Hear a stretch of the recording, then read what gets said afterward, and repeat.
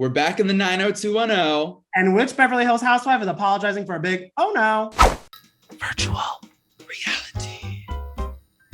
Hi, I'm Danny. And I'm Evan. And oh my Beverly Hills, we are back on the West Coast. And Evan, I'm so excited.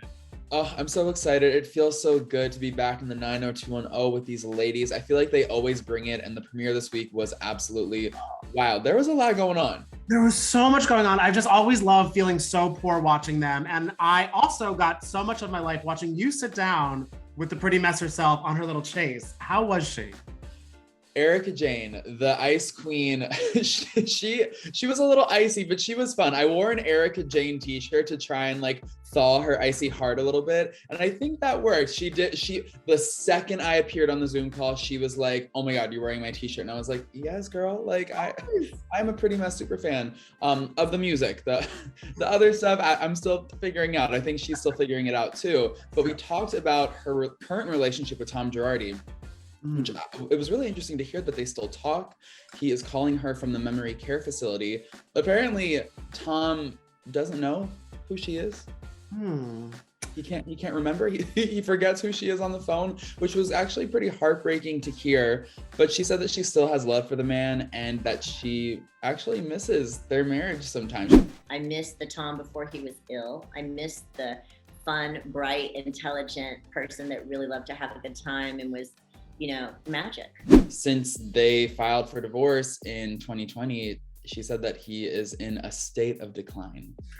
It's so hard. And I think it's probably for the best. I feel like they're not going to be talking about Tom that much this season. They're going to be talking about Erika, and she's going to try to deflect with her dating escapades. She has a lot of people, I think, that will be going against her as much on her side because Garcelle was questioned. I love a Garcelle look at Erika like, what? And Crystal, we know, is going to have some moments, but Sutton really is off to the races against Erika Jayne still. Do you think this is warranted because she was mad about the threat? Or do we think this is just Sutton in her like getting used to it, getting a little messy? I think Sutton has had some time to reflect on that dinner party from hell and was like, you know what, F it. I'm going after her. If she wanted to go after me last season, I'm going after her this season. And I do love that their main drama, because they're both looking, I would love for them to end up dating the same guy, because they're both looking for men. And I love that Sutton is like, I don't need a rich man. It's like, okay, Sutton, be real. By the way, Erika's dating people, but not through an app, from being set up with people. But I don't care if they're rich.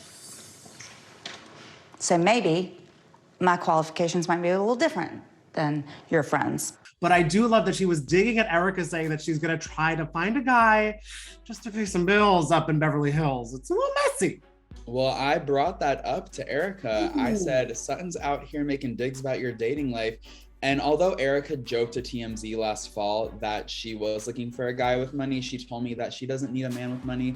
And if she needed a man with money, she would have had a man with money, and that she's just looking for someone who's intelligent and passionate. So there you have it. I want the record to state I would love a man with money, so I can't even judge Erika for that. I mean, you know what, girl? Yeah, credit cards are nice. Credit cards are nice.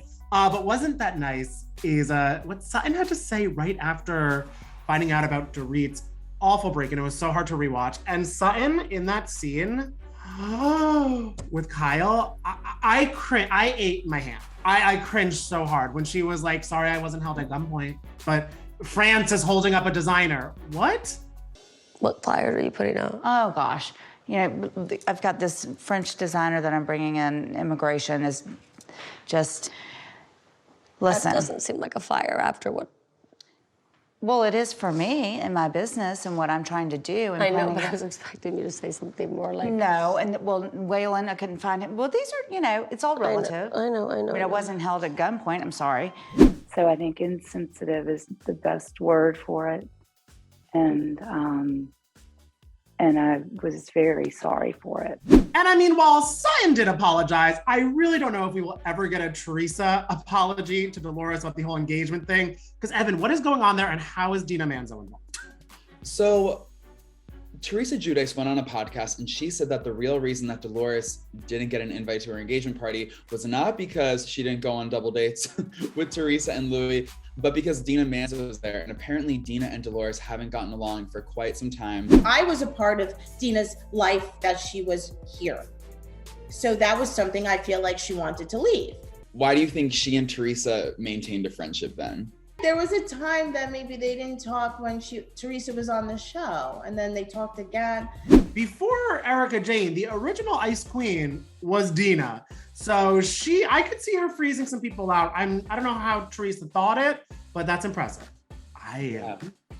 And I mean, she also mentioned that so it's such a complicated thing. So Dolores is currently friends with Jacqueline and Caroline, who do not get along with Teresa whatsoever. And then Teresa is friends with Dina, who doesn't talk to Caroline or Jacqueline or Dolores.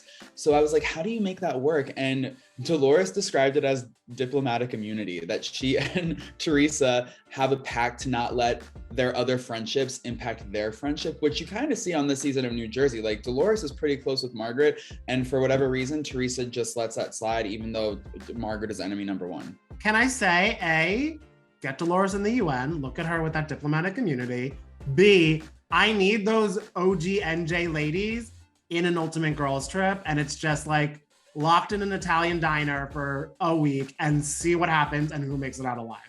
Are you all loving the Beverly Hills premiere so far? Did you like it? Are you excited for this season? What are the vibes?